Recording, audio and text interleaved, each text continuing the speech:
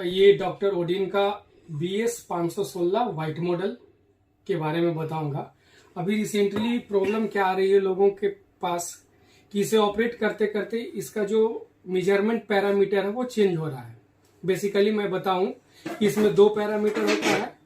एक mmHg का होता है जिसको मर्क्यूरिक मिलीमीटर बोलते हैं, और दूसरा पैरामीटर जो होता है वो kPa का होता है जिसे हम किलो पास्कल बोलते हैं। इंडिया में mmHg का ही मेजरमेंट लोग लेते हैं और उस पर ही बिलीव करते हैं।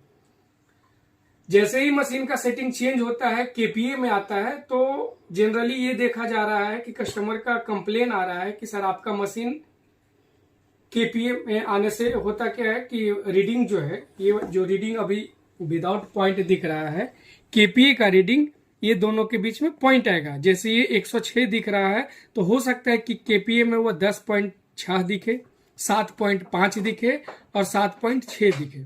अभी मैं इसके बारे में बताऊंगा, सेटिंग चेंज करना बताऊंगा। ये बहुत ही बढ़िया लुक का मॉडल है और इस पैकिंग के साथ एक कैरी बैग भी दे रखा है कंपनी वालों ने। और अगर मैं लुक की बात करूं, ये काफ़ी पसंद भी किया जा रहा है लोगों के द्वारा, और इसका मेजरमेंट एक्यूरेसी भी बहुत ही शानदार है। ये है BP, ये है बैटरी चेंबर। इसमें हमें बैटरी इंसर्ट करना है। अभी मैं बैटरी इंसर्ट करता हूं।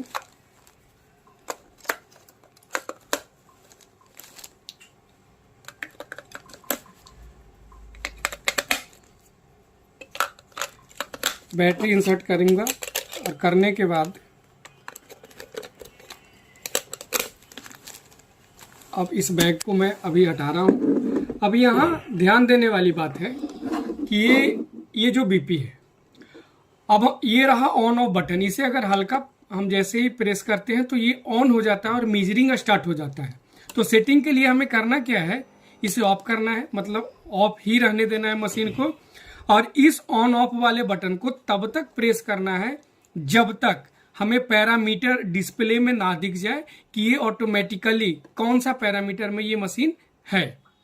चलिए मैं दिखाता हूं आपको।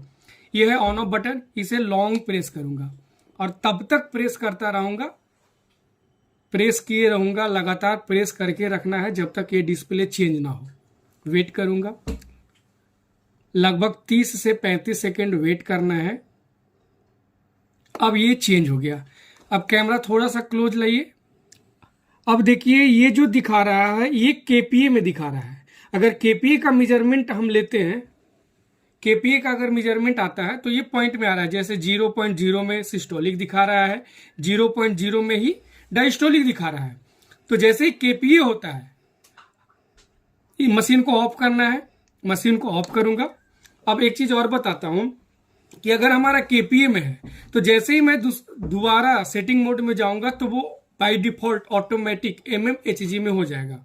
और अगर आपका mmHg में है, kPa में करना चाहते हैं, तो इसी बटन को लॉन्ग प्रेस करेंगे, वो चेंज हो जाएगा। अभी हमारा जो था वो kPa में था। अब मैं इसे लॉन्ग प्रेस करता हूं और लॉन्ग प्रेस करने के बाद वेट करूंगा। अब वो जो सेटिंग था, पैरामीटर जो था, वो mmHg से kPa में खुद ब खुद कन्वर्ट हो गया होगा। जैसे ही डिस्प्ले आएगा वो mmHg का ही दिखेगा, जो हमारे यहाँ आमतौर पे लोग यकीन करते हैं।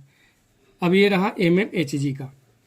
तो मुझे उम्मीद है कि आप लोगों ने ये सेटिंग समझा होगा। इनकेस कभी भी सेटिंग में चेंजिंग आए तो ध्यान रखना है कि अगर पॉइंट में पैरामीटर डिस्प्ले हो रहा है तो उसका सेटिंग mmHg के बदले kPa हो गया है, किलो पास्कल हो गया है।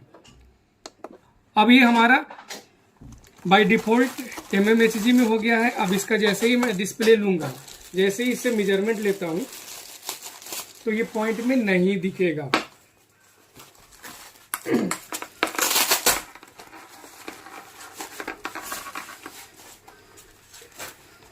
मैं इस मशीन का केवल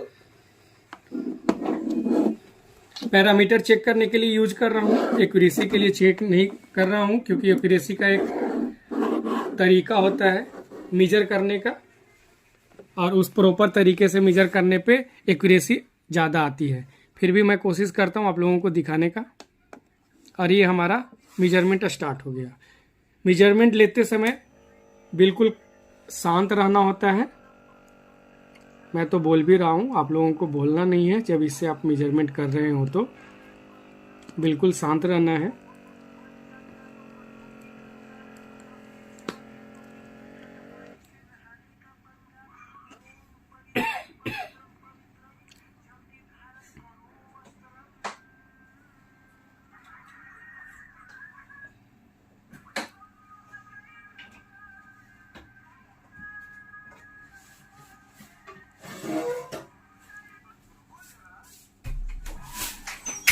ये आ गया फुल रीडिंग। 142 ये सिस्टोलिक है और 194 ये जो है डायस्टोलिक है, और ये हमारा पल्स पर मिनट है। ये जो लिखा है पल्स पर मिनट, ये डायस्टोलिक और ये सिस्टोलिक। ऊपर जो है यहाँ कॉर्नर पे डेट है, इसका सेटिंग भी हम चेंज कर सकते हैं, और वो भी